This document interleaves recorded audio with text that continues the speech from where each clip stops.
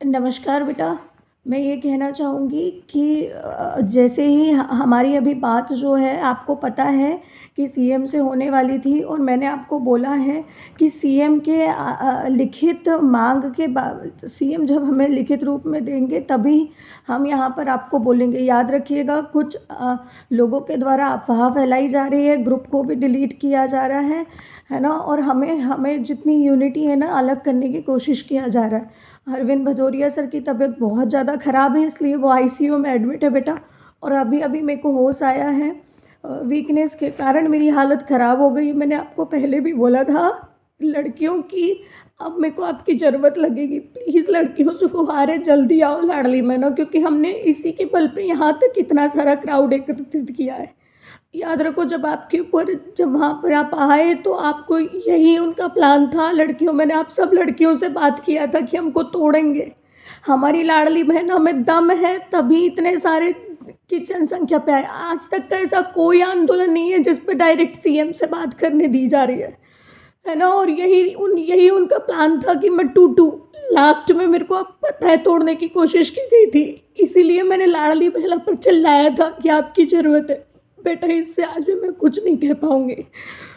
मेरी बहुत ज़्यादा तबीयत ख़राब है। मैं सीएम के पास नहीं जा पाई इसी कारणवश अब भी सोकर उठी हूँ। आप सभी लोग कुलदीप सर जो बोल रहे हैं, राधे भैया जो बोल रहे हैं सिर्फ़ उसको फ़ॉलो करें। इसके अलावा किसी भी टीचर की बात नहीं सुने, किसी भी अन्य लोगों की बात नहीं सुने। और जितनी ज़्यादा से ज़्यादा इस बात को फैला सकते हैं जल्दी फैलाओ। अभी आंदोलन ख़त्म नहीं हुआ है, याद रखना, है ना? आंदोलन तभी ख़त्म होगा जब हमने बोला था जो मांगे हैं हमारी, है ना? इससे ज़्यादा अभी मैं कुछ नहीं बोल पाऊँगी। मैं नहीं उठूँगी, मैं बोल रही हूँ लड़कियाँ ज़्यादा से ज़्यादा आगे आओ। जो कुलदीप सर बोल रहे हैं, जो राधित भैया बोल रहे हैं वही मानो, उसके अलावा कुछ मत मानो।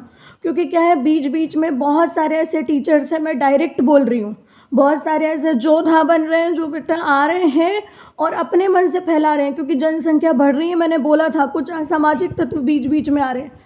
अगर तुम 20 लड़कियां भी आ गई ना, ये वो लड़कियां भी आ गई जिनको मैंने कहा था कि तुम आमरण अनशन पे बैठ जाना जब तक वो बातें नहीं मनवाई जाएंगी जो कुलदीप सर और राधे भैया बोलेंगे। क्योंकि अब पता है मेरी मेंटल स्थिति 5 दिन से लगातार नहीं सोई हूँ, खराब हो रही है बहुत ज़्यादा। मेरी डिसीजन मेकिंग पावर भी खराब हो रही है। पता नहीं मैं क्या बोल रही हूँ, मुझे समझ नहीं आ रहा। इतना ज़्यादा प्रताड़ित मैं कभी नहीं हुई। एक टीचर होकर मुझे ऐसा बोलना पड़ रहा है, मुझे बिल्कुल अच्छा नहीं लग रहा। नेशनल लेवल पर ये मुद्दा उठाया जा रहा है। मैं अगर इतने आगे आई हूँ लाडली बहना, तो याद रखना बेटा, अकेले मैं आप लोगों को, एक अकेली लड़की थी रात में, मैं इतना ही विश्वास दिला सकती हूँ।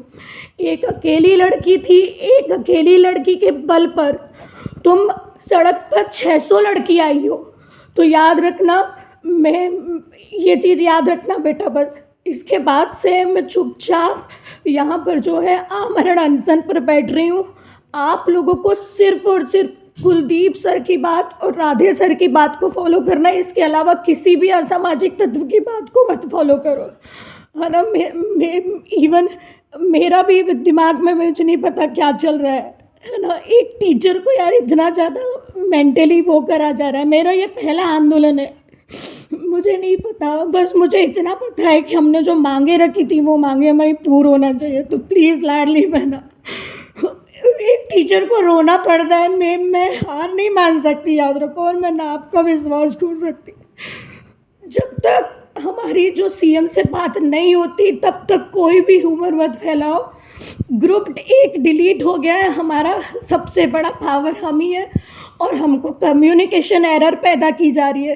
सिर्फ बार बार बोल रही हूँ कि कुलदीप सर और राधे भैया की बात मानना, क्योंकि पूरे नेटवर्क तोड़ दिए गए। अरविंद सर आईसीयू में, और मेरे को अब जाके समझ में आ रहा है कि लाडली बहनों को तोड़ने की कोशिश की जा रही थी। अब जाके होश आया है मेरे को। तो प्लीज़ जब तक सीएम